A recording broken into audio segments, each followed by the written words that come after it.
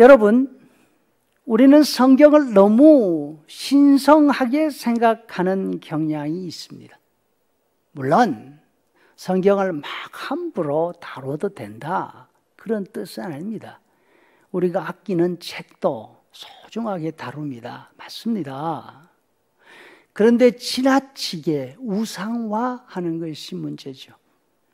신학교 다닐 때 이야기입니다. 교수님 가운데 한 분이 목요일에 성경 공부반을 인도하셨습니다. 신학생들이 함께 모이고 싶어 하니까 신학생들이 섬기는 교회 모임이 없는 시간을 골라서 목요일 저녁으로 모임 시간을 정해 놓은 것이죠. 어느 날 조금 일찍 도착을 했는데 교수님이 집회실 천장에 달린 전등을 고치고 있으셨습니다. 키가 상당히 크신 분이었는데 그분의 키로도 닿지 않아서 뭔가를 딛고 올라가야 되겠는데 걸만한 게 없나 살펴보는데 그 집회실에 별로 없습니다. 그렇지만 어느 교회는 할 것 없이 교회 집회실에 가장 흔하게 있는 게 뭡니까? 바로 성경책, 찬송책이잖아요.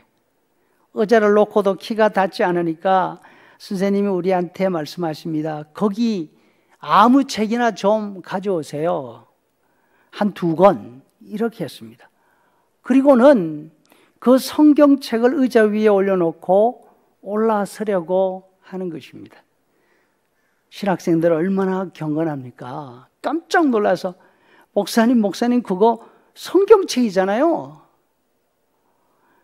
교수님이 더 놀라서 대답하십니다. 왜요? 성경책은 밟고 올라서서 일하면 안 됩니까? 그리고서는 여러분들의 마음이 걸린다면 다른 방법을 쓰지요? 그러더니만 거기 한 분 전도사님 이리로 오세요. 여기 엎드리세요. 그러더니만 선생님이 그 학생의 등을 타고 올라가셔가지고 일을 마무리했습니다. 그 이후 참 많은 생각을 하게 되었습니다. 우리가 성경의 말씀을 소중하게 여기는지 아니면 성경의 책을 소중하게 여기고 있는지. 성경책을 너무나 소중하게 생각해서 열어보지도 않고 잘 모시고 있는 건 아닌가. 성경 말씀을 너무나 많이 보고 읽고 또 읽고 해서 성경책이 헤어질 정도로 사용해 본 적이 있는가. 또 우리는 성경책 속에서 나와는 상관이 없는 불변의 진리를 찾아내려는 경향이 있습니다. 예를 들어서 내가 알고 있는 과학적인 진리를 뒷받침할 만한 구절, 그거 찾기 위해서 성경 구석구석을 뒤지죠.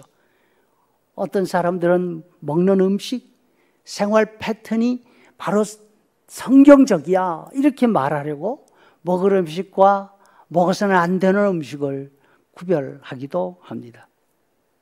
하지만 이와 같은 내용들은 사람에 따라서, 사람의 입장에 따라서 이렇게 저렇게 다르게 해석될 수 있습니다. 바울 사도는 분명히 말씀하십니다. 성경에 나오는 사실들은 말세를 살아가는 우리들에게, 우리 개인에게 본보기로, 그 본보기를 통해서 우리에게 깨어침을 주시려고 기록해 놓았다는 것입니다.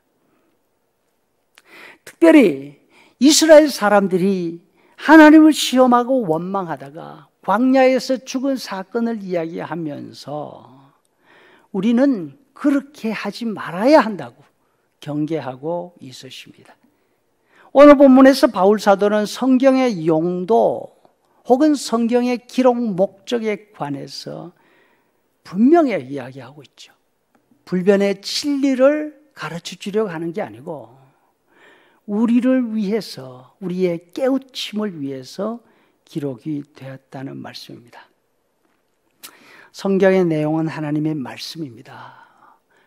한 획도 고쳐서는 안 되는 무험한 하나님의 말씀이라고 우리가 믿고 있습니다.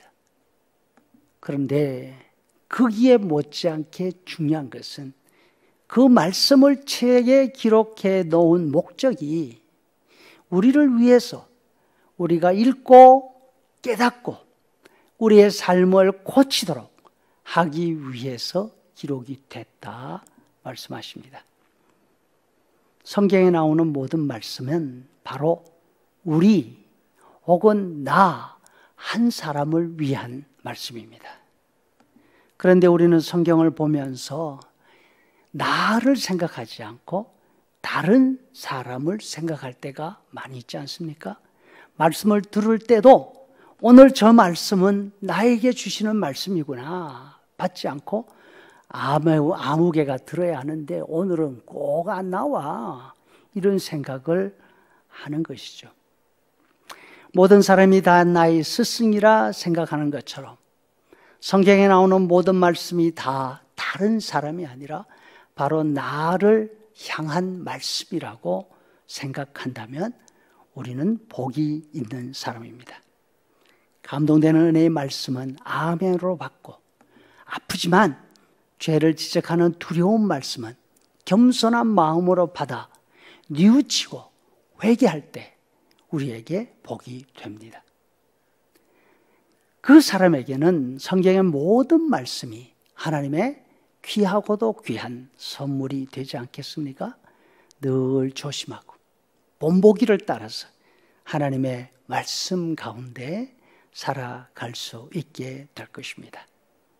그러면 시편 1편의 말씀처럼 우리가 시냇가에 심은 나무가 됩니다. 철을 따라 열매를 맺습니다. 그 잎사귀가 마르지 않고 우리가 하는 모든 일이 다 형통하게 되리라 믿습니다. 성경을 사랑하는 우리 그리스도 성도들 가운데 성경은 바로 나를 위한 말씀이라 믿고 그대로 받아들이고 그 모범을 따라 살아가는 복이 있기를 간절히 축복합니다. 아멘.